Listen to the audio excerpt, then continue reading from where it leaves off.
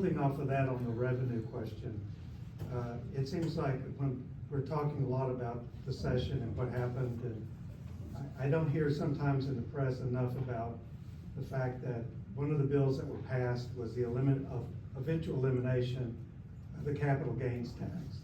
And that amounts to anywhere from 250 million to 600 million, right?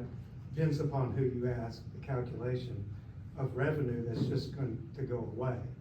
And we have a governor who started his term off by saying he wanted to eliminate the income tax in Missouri. Yes. On top of that, we've got the big beautiful bill in DC that's going to, it may give some tax relief to some folks here, or or at least extend some tax relief.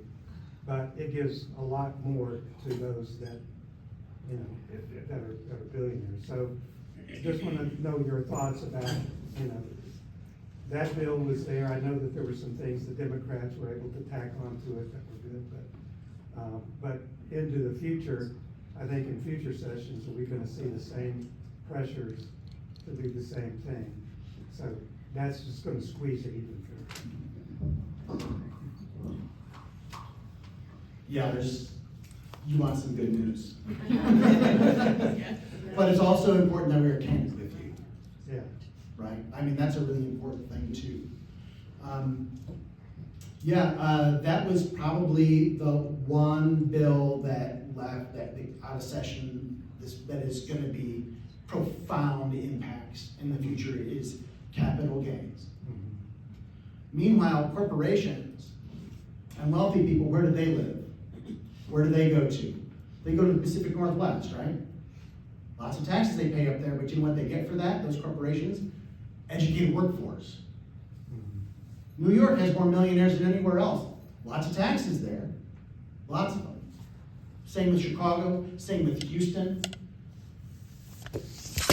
So I'm a little confused as to why they think that somehow cutting capital gains is going to make the state better for anybody but the top income earners. As a matter of fact, I had an inquiry with a person who was handling the bill.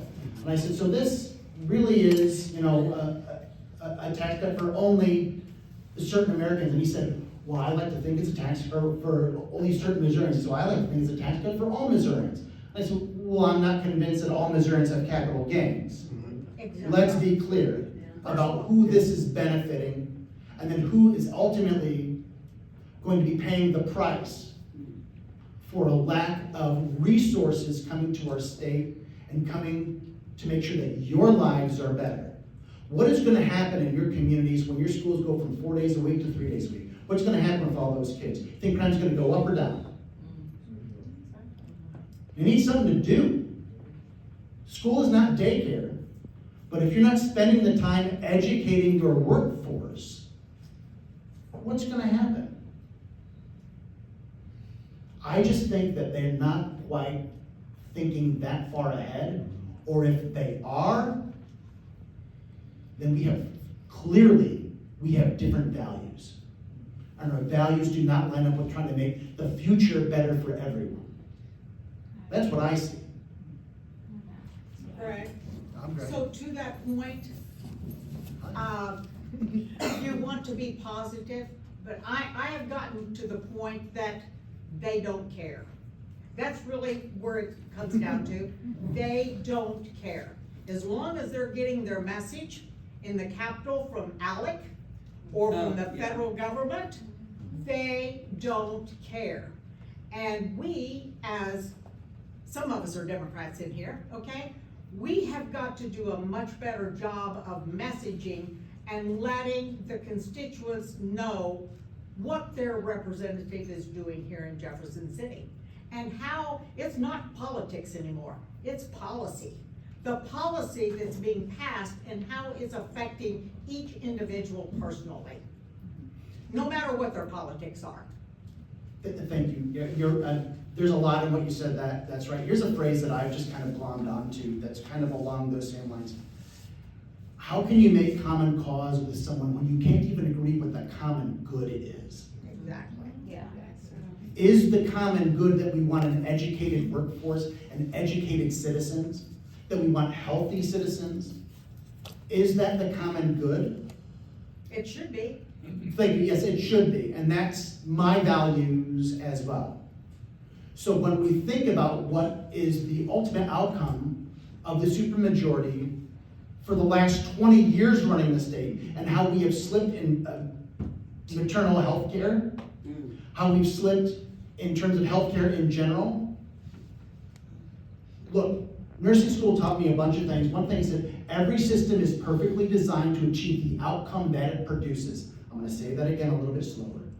Every system is perfectly designed to achieve the outcome that it produces. So look at what the supermajority has produced over the last 20 years.